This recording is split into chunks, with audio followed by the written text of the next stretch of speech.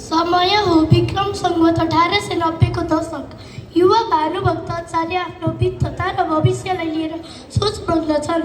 उनीसँग ज्ञान छ, धन छ, तर जीवनको असली उद्देश्य के हो भन्ने कुरामा उनी अलमलमा छन्। यही बेला यो बाटो भएर केही तिर्खाएका बटुवाहरू हिँडिरहेका छन्। ओहो, यो जेठको दिउँसो कस्तो चर्को घाम, अलिकति पानी कतै पाइएन। यो बाटो हिँड्ने मान्छे पनि तिर्खाएरै मर्ने भए।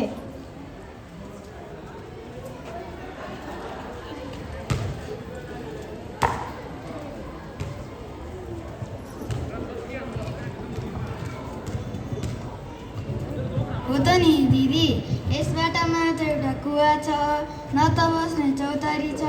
ठुला ठुला धनीहरू आफ्नै मलमा मस्त छन्, गरिबलाई कसले हेर्ने? हो त नि भाइ, अब हामी जाऊँ।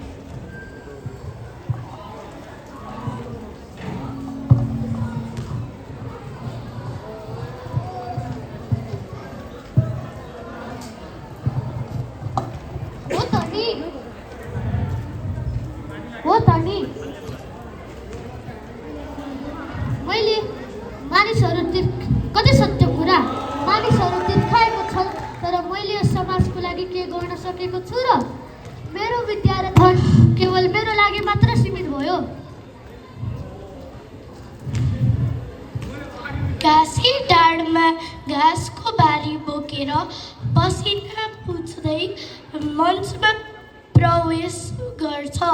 ऊ बारी बिसाउँदै र लामो सास फेर्छ। ठ्याक्कै त्यही समयमा त्यहाँ एउटा वृद्ध घाँसी आइपुग्छ। उनी दिनभरि जङ्गलमा घाँस काटेर थाकेको हुन्छ, तर उसको अनुहारमा एउटा अनौठो सन्तोष छ। नमस्कार बाजे।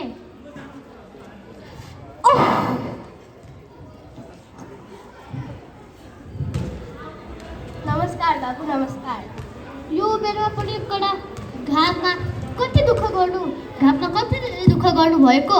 थकान लाग्दैन? थकान त लाग्छ नि, तर यो शरीर छाउन्जेल त कर्म गर्नै पर्यो नि, होइन र?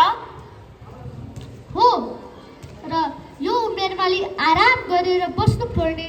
यो घाँस बेचेर हजुरलाई कति नै पैसा आउँछ र? आफ्नो पेट पाल्न यत्रो शास्ति? होइन बाबु साहब, हजुरले मलाई गलत बुझ्दै हुनुहुन्छ।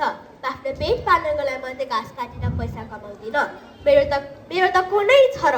एक बुढी छे, दुई घाँस जसरी पनि खान्छौ। अनि यो घाँस बेचेर आएको पैसा के गर्नुहुन्छ त? बाबु, म त एक गरिब र अज्ञानी घाँसी हुँ। म मरेर गएपछि यो संसारले मलाई भोलिपल्टै बिर्सिनेछ। त्यसैले मैले वर्षौँदेखि घाँस काटेर अलि पैसा बचाएको छु, र त्यही पैसाले म त तिर्खाउने बाटोको छेउमा एउटा ठुलो इनार खनाउने छु। इनार? तपाईँ आफै विपन्न हुनुहुन्छ अनि बटुवाहरूको लागि इनार खनाउने? हो बाबु, मान्छे जन्मेर मात्र पुग्दैन, मरेर जाँदा पनि नाम रहने कर्म गर्नुपर्छ। जब त्यो बाटोमा हिँड्ने यात्रीहरूले कुवाबाट चिसो पानी पिएर शीतलता पुग्छन्, तब मेरो आत्माले शान्ति पाउनेछ। बाबु, म त लाग्यो है। हुन्छ, राम्ररी जानुहोस्। भानु